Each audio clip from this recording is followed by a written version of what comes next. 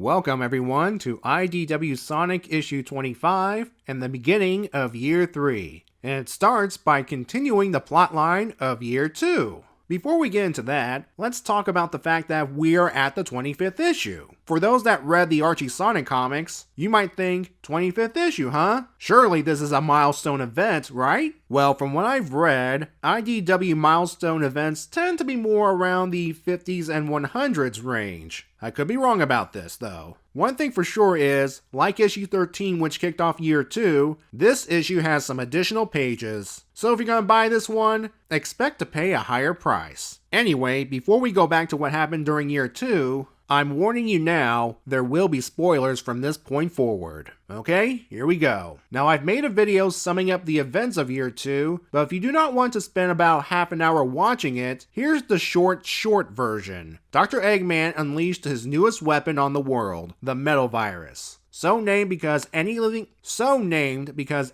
thing, plant or animal, that touches the stuff is transformed into robotic creatures, and the animals gain zombie-like characteristics, hence the term Zombot. Confident that he has control over them, he started mass distribution of the virus in a number of populated areas, and hoped the infected will spread it all over the world. Naturally, there was chaos as most of the population was assimilated. Not even named characters were spared. The only exception is Sonic, thanks to his speed burning off the symptoms. However, by issue 24, that's starting to fail him, either due to exhaustion, viral mutation, or a combination of both. Those that were spared have gone through a wide range of emotions, ranging from despair, anger, and being completely broken. No, it gets better. It turns out, Eggman didn't have as much control over the Zombots as he thought. Thanks to the mass distribution, the virus mutated enough so that the Zombots would no longer obey the doc. Something he's not concerned about as long as the virus consumed the world. He'd deal with the control problem later. This didn't sit well with his associate, Dr. Starline. He took matters into his own hands and found a possible solution. Recruit the Deadly Six. I have been operating under the assumption that most of you know who they are, but since they're about to become major players, I thought I'd give a formal introduction to these guys. However, if you want to go straight to issue 25 summary, skip to this time right here. I do not blame you one bit. The Deadly Six, also known as the Zeti, are the natives of a floating world known as the Lost Hex. Eggman discovered the place and them through means the audience will never know. The Doctor, quote-unquote, employed them thanks to using a cacophonic conch shell. However, I think many of us would prefer to call it the magic conch shell. Again, we don't know how Eggman found all this out. Ancient tablets, perhaps? He lost control of the situation when Sonic booted the conch shell far away. Without that restraining bolt, the Zeti demonstrated partially why they are deadly. They have the ability to control machinery, including Eggman's robots. Another reason they're known as the Deadly Six is, individually, they have skill sets and devices they can use against their opponents. Let's briefly run down each member. First we have Zavik, the leader, Zaz, who's a bit crazy, Zomom, the big guy that loves to eat, Master Zik, the wise old sage, Xena, the only girl, and finally Zor, the, for lack of a better word, emo of the group. And I think I understand why some people don't like these guys. They're generic stereotypes. There could be more to that, but that's what I think. They're just Sonic monsters of the game you have to defeat in order to win. Anyway, they hijacked Eggman's machine that sucks up the life force from Sonic's world to empower themselves. For the record, Eggman wanted to use it a little at a time, while the Zeti switched it to full power. In the end, of course, Sonic and Tails thwart this plan.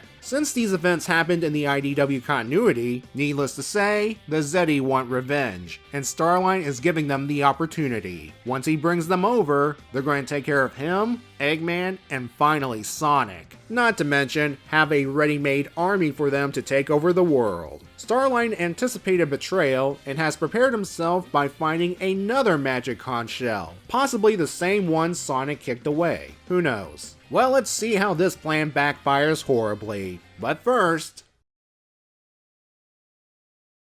we start with addressing a question that's been on people's minds last year. Where was Knuckles during all of this? He's right where we left him, on Angel Island guarding the Master Emerald. The restoration shuttle lands nearby and Sonic hops down. onto the pavement of course. Apparently the travel from Spiral Hill Village to Angel Island took so long that the Hedgehog's appearance wouldn't look out of place on a Terminator poster. He goes to burn off the symptoms while Amy and Tails fills Knuckles in on the situation. Meanwhile on the face ship, Eggman's upset that Starline brought the Deadly Six on board. Continuing his streak of not thinking things through, he sends Metal Sonic, a machine, after the very beings that can control machines. It ends as you'd expect. That's when Starline whips out the magic conch shell to use on the Zeddy. It seems to work, however, as Eggman will explain later, the effects only last as long as the blower's lung capacity.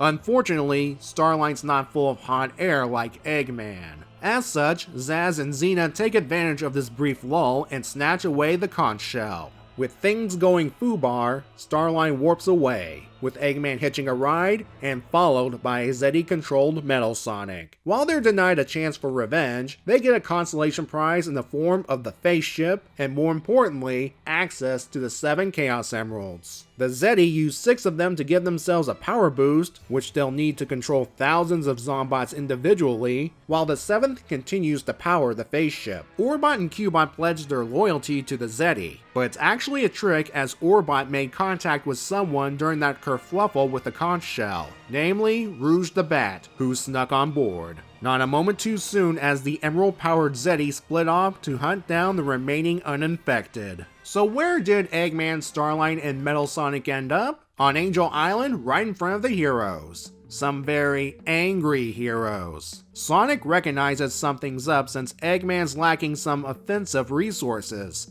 besides Metal Sonic. Everyone learns about the Deadly Six's arrival around the same time Rouge makes contact. She fills everyone in on the situation with the emerald-powered Zeddy and is working with Orbot to coordinate a counterattack. The subject of a cure comes up, and we learn why Eggman never came up with one. As the virus mutates, it becomes unsustainable, and eventually anything infected will disintegrate, including the Zombots. Don't worry, there's no immediate ticking clock in this case. Eggman estimated the effect will happen in roughly 2 centuries. And it turns out he was having doubts about this plan and was ready to leave the planet. Plus, and it's just me speculating, if Tails were to come up with a cure somehow, chances are the virus will mutate and the cure would be worthless. And going back to the whole disintegration thing, this would explain why there were no Zombots in the future Silver Saw, and why there were only patches of metal grass. Speaking of Silver, he's arrived a little worse for wear, and he's the lucky one. The shuttle that was at Ice Paradise got overrun by Zombots, and everyone but him was lost. While Eggman's discussing things with everyone inside the shuttle, a certain sniper outside has her sights on Eggman.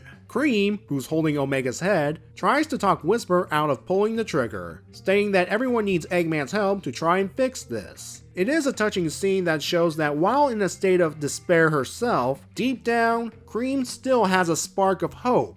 However, what knocks it down a peg is a major dialogue error. Take a good look at the people Cream wants back. Either she's so mentally broken she's referring to herself in the third person while forgetting someone else, or the letterer was meant to put cheese in that speech bubble and done goofed. I think we can all agree option 2's more likely. Hopefully this gets fixed when the issue goes to trade later on. Still, it is an emotional moment for both characters while Omega provides a bit of humor. In fact, I bet the reason Whisper stopped shooting was because Cream's pleas not to do so reminded her of the incident with Tango and Mimic during the last issue of the Tango and Whisper miniseries. Let's head over to the characters discussing ways to solve this new world crisis. The Master Emerald's out since they don't want to risk the island falling again or luring the Zeddy here. They bring up Chaos Control as a possibility, but since the real expert's currently a robo-zombie, yeah, that's not going to happen. Then of course, there's Super Sonic. Sonic brings up that while the Chaos Emeralds give him unlimited power, he can't just do anything with it, besides hitting opponents at top speed. That's when Eggman fires off the Chekhov's gun established in issue 23. Use the reality warping capabilities of the Warp Topaz in conjunction with Super Sonic to warp away the metal virus all at once. 2 problems. First, the Deadly Six have the Chaos Emeralds, and second, Starline refuses. He says reckless use of the warp topaz with Supersonic could risk altering the space-time continuum so badly the planet might collapse. That sounds familiar. Anyway, it is a risk Starline cannot afford, and he's preparing to leave. Only Eggman and Metal Sonic have other plans. They rip away the warp topaz and shove Starline through the closing portal, effectively ending his employment. The matter at hand now is taking those Chaos Emeralds away from the Zeti. Since Rouge is aboard the face ship, she'll try to nab the 2 on board. That leaves the other 5.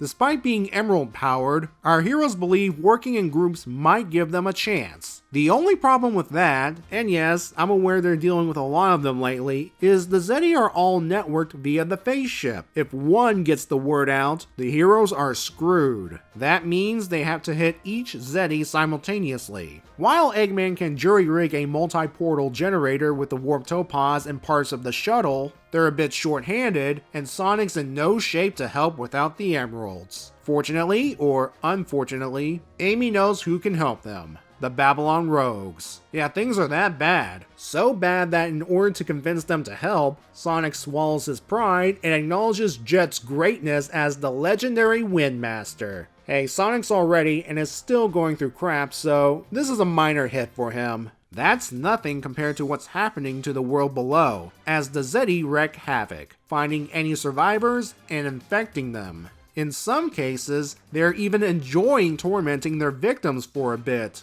And then we have Zavik aboard the face ship leading a bunch of Zombots across the land, a number of familiar faces among them. And yes folks, that is indeed Big the Cat. His first physical appearance in this continuity is in the form of a robo-zombie. He had a voice cameo in issue 22. Turns out he was a victim during the attack on Restoration HQ during that issue. Something tells me we'll learn more when the IDW 2020 annual comes out. Well, Ian wasn't kidding when he said the heroes have reached their low point last issue and are now beginning their hard climb upward. Now it's the villain's turn, that is Eggman and Starline, for things to go really bad. And it's all because Starline wanted a quick solution to the Zombot control problem. It's ironic that with Starline's talk of preparations, there were factors he did not anticipate. I already mentioned the lung capacity thing. There's also the fact that Eggman was smart enough to put some distance between himself and the Zeti while Starline was surrounded by them. In fact, I think one of this issue's themes is how badly can we humiliate Starline. Not only did his plan to control the Zeti backfire, he had the warp topaz taken from him before being tossed away like garbage. Yeah, any idolization of Eggman he had left would have been destroyed here. You could argue it's also karma since he did play a major part in reviving Eggman, plus nearly blowing up Sonic and Silver in issue 14. Still though, you gotta feel a little bad for him. He did do something useful. Initiated the last story portion of the saga. I'm now fully convinced that the Metal Virus Saga is a modern Sonic game in comic form. I'll talk about this more when the saga actually finishes, but this issue solidifies it. If you've played enough 3D Sonic games, some things will be familiar. Eggman's ambitious plan to take over the world has gone awry, and is forced to team up with the heroes to fix it. Bonus points for having antagonists from a previous game stealing his stuff again. Chaos Emeralds and Supersonic are the solution. Sonic himself is out of commission, so the heroes need to gather the Chaos Emeralds themselves to help him, and you get the idea. The plan in this case is to use Supersonic and the Warp Topaz to warp away the Metal Virus in one fell swoop. Funny thing, when Eggman brought up the idea of using the Warp Topaz, no one suggested using it with the Master Emerald, or for that matter, using the Master Emerald to fix Sonic. I'm sure there are in-universe reasons for this, in addition to Knuckles saying no way, but it would be nice to actually see them in this issue. Also, it would speed up the climax and deny the characters a chance to fight the Deadly Six. And to be fair, I want to see how the Deadly Six get beaten this time. Before being tossed out of the story, Starline warns of the possibility that reality could be altered enough to put the world at risk. I hope we're not doing what the Archie Sonic series did. Let me explain. In the Archie series, Eggman invented a machine that, when powered by a Chaos Emerald, it created an effect called the Genesis Wave, a phenomenon that altered Sonic's world. While a 1 Emerald wave merely shifts things around, a 7 Emerald powered wave, or Super Genesis Wave, can completely alter reality. When Super Sonic tried to fix the effects of the Super Genesis Wave via Chaos Control,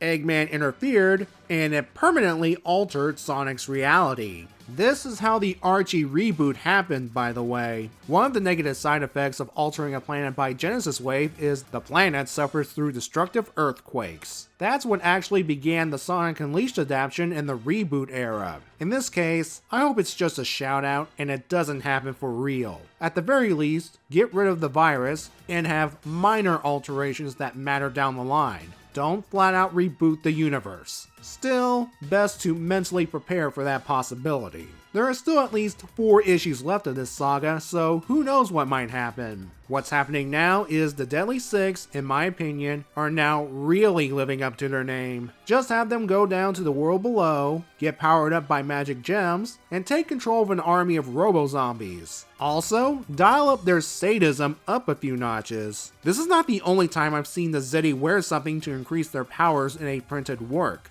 At least with the Chaos Emeralds, they don't have to worry about an advanced robot taking over their minds. Everyone on the hero's side will have their work cut out for them. Adam Bryce Thomas is really going all in on the anime-esque panels. He is also fond of giving characters bruises in this issue, and I wouldn't be surprised if this panel of Whisper was inspired by that cry behind a mask meme. A sudden shift lives up to its name. Some characters are given a chance to breathe, while others are put into interesting situations. But it's clear now we are entering endgame, so come back next time for the beginning of the end of the Metal Virus saga.